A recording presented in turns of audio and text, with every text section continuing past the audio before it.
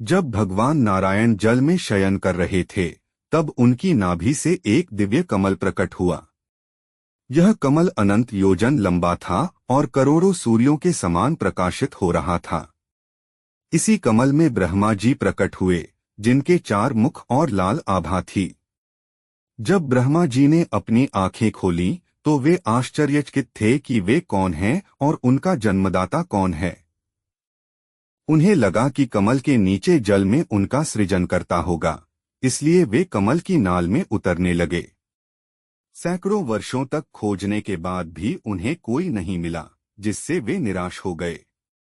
उस समय भगवान शिव की इच्छा से परम मंगलमयी उत्तम आकाशवाणी प्रकट हुई, जो मोह का विध्वंस करने वाली थी। उस वाणी ने कहा, तपस्या करो। उस आकाशवाणी को सुनकर ब्रह्मा जी ने जन्मदाता पिता का दर्शन करने के लिए पुनः प्रयत्नपूर्वक 12 वर्षांतक घोर तपस्या की। उनकी तपस्या से प्रसन्न होकर 4 भुजाओं और सुंदर नेत्रों से सुशोभित भगवान विष्णु वहां सहसा प्रकट हो गए। उन परम पुरुष ने अपने हाथों में शंख, चक्र, गदा और पद्म धारण कर रखे थे।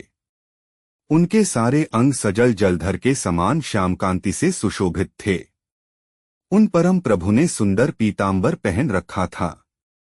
उनके मस्तक आदि अंगों में मुकुट आदि महामूल्यवान आभूषण शोभा पाते थे। उनका मुखारविंद प्रसन्नता से खिला हुआ था। वे करोड़ों कामदेवों के समान मनोहर दिखाई दिए। वे सावली और सुनहरी आभा से उद्भासित हो रहे थे।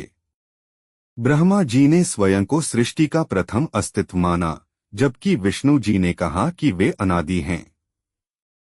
इसी बात पर दोनों में विवाद होने लगा। तभी वहां एक अनंत प्रकाश स्तंभ ज्योतिर्लिंग प्रकट हुआ।